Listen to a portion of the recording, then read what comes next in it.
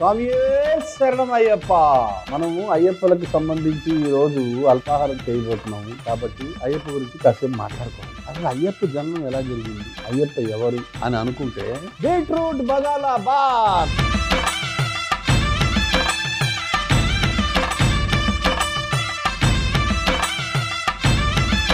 ఖర్జూర పంచామృతం,